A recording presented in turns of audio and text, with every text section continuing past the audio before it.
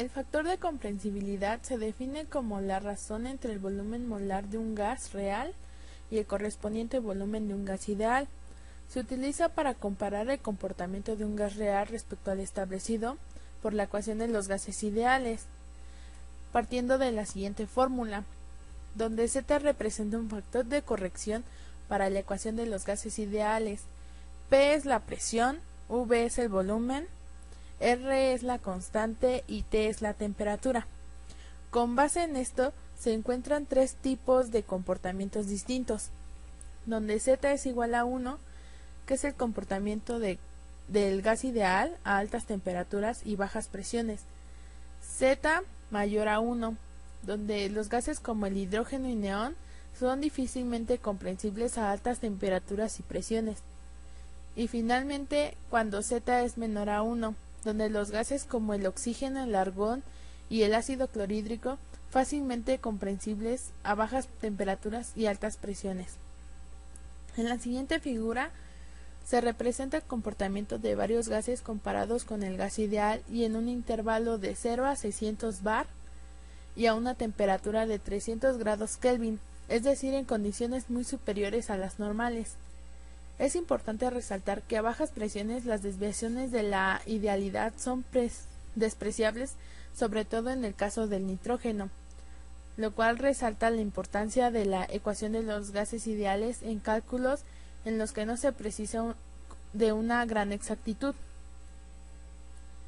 Los tres tipos de comportamientos que se mencionaron son dependientes de la temperatura a la que se realice la medición. El hidrógeno puede representar valores de Z tanto mayores como menores a la unidad, de lo cual se desprende que las condiciones adecuadas, todos los gases presentan comportamientos equivalentes. En esta segunda parte del video definiremos la ecuación del gas ideal. Anteriormente estudiamos las tres leyes de los gases importantes, en el tiempo que describen las relaciones entre las cuatro variables, presión, volumen y temperatura, las cuales definen el estado de un gas. Cada ley se obtuvo manteniendo constantes de dos variables para ver cómo se afectaban entre sí las dos variables. Estas leyes son la ley de Boyle, donde la temperatura es constante, la ley de Charles, donde la presión es constante, y la ley de Avogadro, donde la temperatura es constante. Ahora podemos combinar las relaciones para establecer una ley más general de los gases. Esta ley sería donde el volumen es igual al número de moles por la temperatura sobre presión. Ahora, si llevamos a R a la constante de proporcionalidad, obtenemos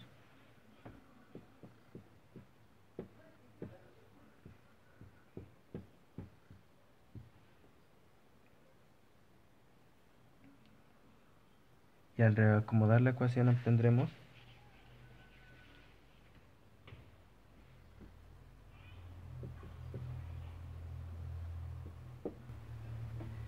R se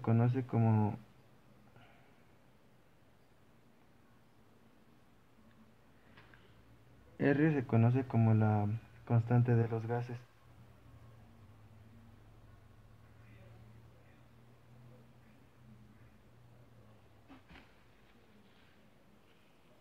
R se conoce como la constante de los gases, que depende de la temperatura, la presión o el volumen. Esta sería la ecuación del gas ideal. Ahora vamos a resolver un ejercicio con nuestra ecuación del gas ideal. El ejercicio dice así: el carbonato de calcio se descompone cuando se calienta para dar óxido de calcio y dióxido de carbono.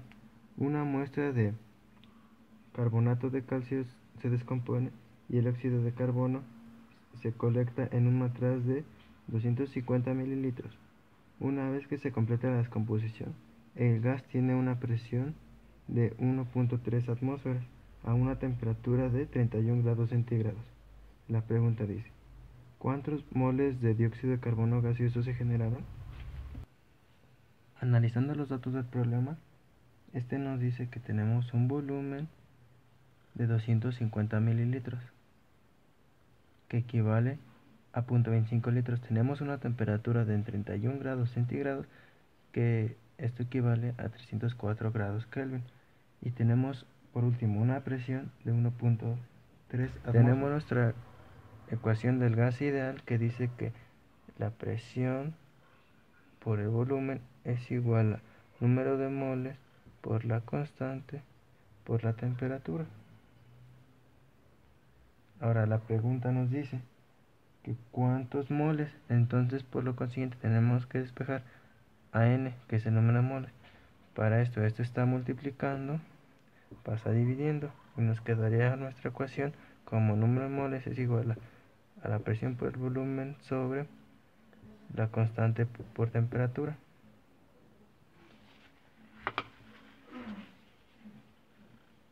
Ahora, sustituyendo nuestros valores dentro de la fórmula, obtendremos que el número de moles es igual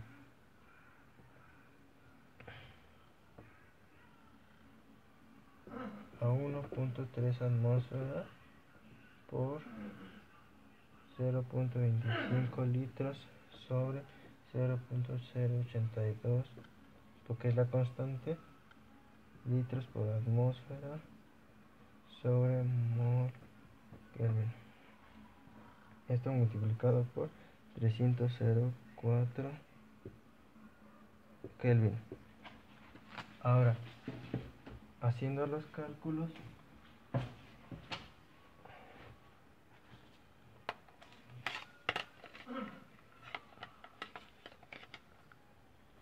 cálculos, obtendremos que el número de moles es igual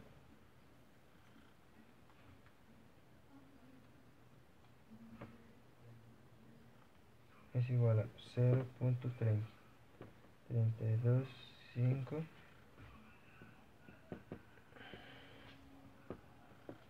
atmósferas por litros sobre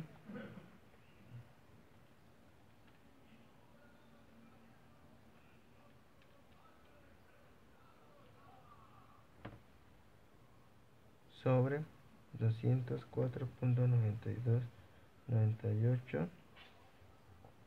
Este se va con este, nos queda litros por atmósfera sobre mol. Ahora, dividiendo punto 325 sobre 24.928, tenemos que el número de moles es igual a 0.01304. Atmósferas por litro se va y atmósferas por litro se va, nos quedan moles. La manera de comprobar es que las unidades se vayan para que tengamos el resultado en lo que queremos. Por ejemplo, en este caso fue en moles. De esta manera obtenemos la respuesta a la pregunta que decía cuántos moles de dióxido de carbono gaseoso se generarán en la descomposición del carbonato de calcio, que fueron 0.01304 moles.